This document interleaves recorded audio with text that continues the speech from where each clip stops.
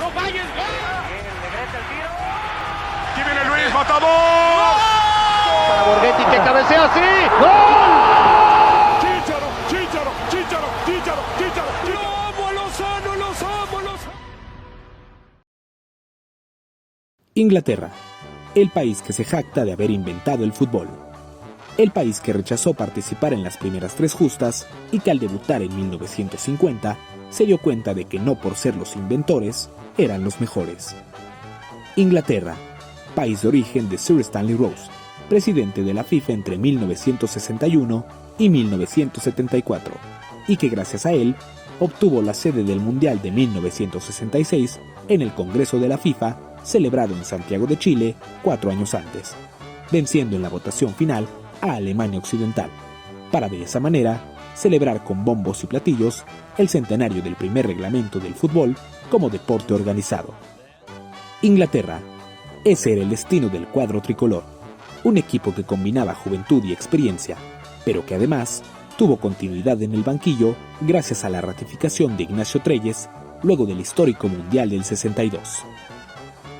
En ese proceso rumbo al 66, México fracasó en el Campeonato de Naciones de la CONCACAF y disputó los Juegos Olímpicos de Tokio en 1964, donde la selección contaba con una plantilla repleta de jugadores jóvenes, pero con experiencia en primera división, y entre los que destacaban futbolistas que serían muy importantes en el proceso rumbo al Mundial. Nombres como Ignacio Calderón, Javier Fragoso y José Luis González fueron los protagonistas de un tricolor que no pasó la fase de grupos al caer con Rumania, empatar a 1 con Irán y sufrir otro descalabro frente a Alemania Oriental. El dolor de la eliminación sanó apenas unas semanas más tarde, cuando en el Congreso de FIFA, celebrado precisamente en tierras niponas, México y Argentina competían por la sede de la Copa del Mundo de 1970, y que sería otorgada a nuestro país, desatando las primeras decisiones que significaron un avance tanto en la preparación como en el proceso rumbo al Mundial mexicano, teniendo a mitad de camino a la justa de 1966 en tierras británicas. El ente rector del balompié solamente otorgó un boleto a la CONCACAF a disputarse en las eliminatorias donde participarían 9 selecciones y que estaba dividida en 2 fases. La primera dividía a los equipos en 3 grupos de 3 selecciones cada uno, y México quedó emparejado con Estados Unidos y Honduras, consiguiendo 3 victorias y un solo empate visitando a los norteamericanos en el Memorial Coliseum de Los Ángeles. Con el liderato de grupo asegurado, los mexicanos se clasificaron a la siguiente ronda, donde esperaban Costa Rica y Jamaica. El tricolor arrancó visitando a Costa Rica en el Estadio de la Sabana en San José, donde la expectativa escaló a un nivel nunca antes visto, abarrotando hasta el último lugar y más, para ver a ticos y mexicanos igualar a 0 en la cancha. Una semana después, los de Treyes visitaron Kingston para enfrentar a los Reggae Boys. Entre el clima que hizo que el partido se pospusiera un día y las críticas desmedidas de afición y periodistas, los mexicanos sufrieron de más, yéndose abajo en el marcador hasta en 2 ocasiones. Aunque gracias a los goles de Aarón Padilla, Ernesto Cisneros e Ignacio Jáuregui, el Tri consiguió mantener el invicto y seguir con gran paso en la eliminatoria que habría de definirse en casa en las siguientes 2 semanas. El Estadio Olímpico Universitario fue testigo de la goleada de 8-0 de México a Jamaica, dejando al Tri en una posición inmejorable para conseguir el pase al Mundial si vencía a Costa Rica, cosa que terminó por suceder, para así arribar al 5º Mundial consecutivo y 6º de toda la historia para el cuadro mexicano. Un año después de conseguir el boleto, el tricolor enfrentó y venció 7-0 a Paraguay en Seúl, para después encarar un cuadrangular en tierras aztecas que terminaría ganándole a la selección de Chile. Y para terminar la preparación en suelo mexicano, el Tri igualó a 0 con el Sheffield United, en un partido que marcaría un antes y después, pues la selección dejaba de utilizar el Estadio Olímpico para su remodelación previo a los Juegos Olímpicos de México 68, y de esa forma mudarse a un coloso que estaba por ser inaugurado, el Estadio Azteca. Fue así como los de Treyes viajaron a Chile para disputar un pentagonal, debutando curiosamente el 29 de mayo de 1966, día de la inauguración del Azteca. Chile, el Sevilla, el Sheffield United y el histórico Milan fueron los participantes de un torneo que el tricolor terminó ganando, destacando en él un jovencito llamado Enrique Borja, que luchaba por ganarse un lugar en la lista final. Lista en la que sorpresivamente no aparecería el gran capitán Guillermo Sepúlveda, pues al ser él el principal impulsor de una asociación de jugadores, los altos mandos decidieron separarlo al ser advertidos por José Luis González. El Tigre ya ni siquiera disputó el partido de despedida ante el Tottenham en el Estadio Azteca, cerrando de manera triste su etapa con el tricolor. La derrota, provocada por un error de Gustavo, el Halcón Peña, sustituto de Sepúlveda, hizo que México viajara a Europa entre los abucheos de su gente, aterrizando en Suiza, donde cerraría su preparación, ya con los jugadores que integrarían la lista final, entre los que sí se encontraban la Calaca González, Peña, Javier Fragoso, Chava Reyes ya en la última etapa de su carrera y los dos jóvenes sensación de los Pumas, Aaron Padilla y Enrique Borja. Además, Nacho Calderón se perfilaba para ocupar la portería en detrimento de un veterano Antonio Carvajal que viajaba con la ilusión de por lo menos ver actividad en el que sería su quinto mundial. La pequeña gira europea se saldó con un empate ante los suizos y 2 goleadas terribles ante Irlanda, donde se armó una batalla que sorprendió al mismo Alf Ramsey, técnico de la selección inglesa, rival del tricolor en la Copa. Los de Treyes también se enfrentaron a Italia, país donde fueron testigos de un terrible accidente que provocó la muerte de una familia completa. Como ya era una constante, el sorteo no les sonrió a los mexicanos, que debieron enfrentar a la selección de Francia, el anfitrión Inglaterra, y a Uruguay en el pasto sagrado de Wembley. Aunque México buscaría entregar una participación decorosa, la mira siempre estuvo puesta en que fuera una experiencia para poder trascender 4 años más tarde. El 13 de julio de 1966, México debutaba ante los franceses en Wembley con Nacho Calderón en la portería y con la sorpresiva incursión de Enrique Borja en el cuadro titular, situación de la que se enteró apenas unas horas antes del cotejo. La afición mexicana ya comenzaba a destacar en los mundiales, y tras mostrar su apoyo al tricolor, el debut mundialista del Tri llegó por fin ante una potencia que todavía no despertaba. México lucía bien en la cancha, muy alejado de la imagen que había presentado en su gira de preparación, con llegadas peligrosas e inclusive un gol que fue anulado por un supuesto fuera de lugar de Borja, que ni Fernando Marcos vio mientras narraba el partido a nuestros connacionales que lo veían por televisión.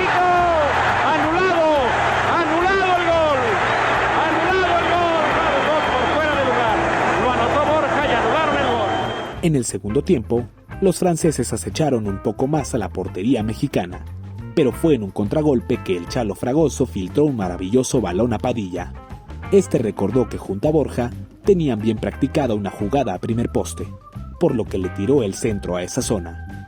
El jovencito abanicó el primer remate, pero mientras Fernando Marcos le imploraba no fallar, Borja marcaba de media vuelta el primer gol de México en Inglaterra 66, ante el júbilo de los jugadores y el propio comentarista, que dejaría una narración para la posteridad. ¡Jugando, Borja, no falles! ¡Gol de México! ¡Gol de México! Y miren ustedes, ¡qué júbilo! ¡Gol de México! A ver si se lo anulan a este también. Francia se lanzó entonces a buscar el gol del empate, encontrándolo tras un error de Arturo Chaires en la salida, y que provocó una amarga igualada que hasta el histórico comentarista lamentaba en el micrófono. Claramente, una falla, un error, este maldito error que siempre nos acompaña. A pocos minutos del final, el árbitro Ashkenazi no se atrevió a marcar un claro penal sobre Chava Reyes, y en la última jugada del partido, Borja falló un cabezazo que hubiera significado el segundo triunfo en mundiales y que dejaba un sabor aún más amargo, pero que por alguna razón también mantenía intacta la ilusión. 3 días después, llegaba el turno de enfrentar al poderoso anfitrión, con el que se estaba igualado en puntos y al que más que respeto se le tuvo temor, por lo que aquel día Ignacio Treyes mandó a la cancha a 6 defensores: Chaires, Peña, Del Muro, Jáuregui, Núñez y Hernández, con Isidoro Díaz, Padilla y Chava Reyes en el medio campo y solo con un delantero, Enrique Borja. Con el tiempo, Ese 11 fue llamado la alineación del miedo, por el tremendo pavor de recibir una goleada como la que se dio previo a Chile 1962. Los ingleses contaban en sus filas con el espectacular arquero Gordon Banks, el gran capitán Bobby Moore, Roger Hunt, el goleador Geoffrey Hirst y el mejor futbolista inglés de la historia, Bobby Charlton, por lo que detenerlos no sería tarea sencilla, aún con el auténtico muro que Treyes paró ese día en la cancha de Wembley. Los locales fueron superiores durante prácticamente todo el juego, ante unos verdaderos salvajes, calificativo que Ramsey les puso previo a enfrentarlos. El Tri lucía temeroso, pero cuando por fin se decidió a hilar algunos toques, apareció el genio de Charlton, quien condujo desde media cancha y con un zapatazo brutal y genial, venció al cuate Calderón, marcando el primer gol inglés en su mundial y subiendo al marcador el 1-0 que advertía otra goleada. Pero este tricolor ya no era el mismo conjunto que se desfondaba con el primer gol en contra, y así como aguantaba los embates ingleses, también se daba el lujo de atacar y poner a sufrir a Gordon Banks. No obstante, los constantes acercamientos ingleses por fin rindieron fruto cuando Jimmy Greaves probó a Calderón. Este soltó la pelota en los pies de Hunt, quien solo tuvo que empujar para definir el 2-0 que Fernando Marcos sufría en los micrófonos.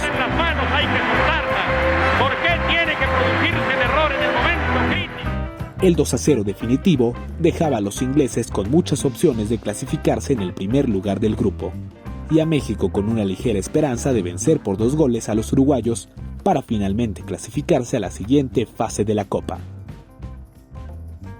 Tras el encuentro, la prensa mexicana fue feroz en la crítica a Treyes, pues nadie comprendía cómo pudo mandar una alineación con tanto temor ante el conjunto inglés. Sin embargo, la peor noticia no fue la derrota, sino la lesión de Nacho Calderón, quien tras lastimarse el hombro en el duelo ante los ingleses, dejó la titularidad para el definitivo cotejo ante Uruguay, por lo que al quite entró el histórico Antonio Carvajal, al que tras alinear ante los bicampeones mundiales, se le comenzó a conocer como el 5 Copas. De esta manera, queda descartada la versión de que Carvajal alineó ante los charrúas como homenaje, y más bien fue una necesidad que lo hizo entrar en la historia.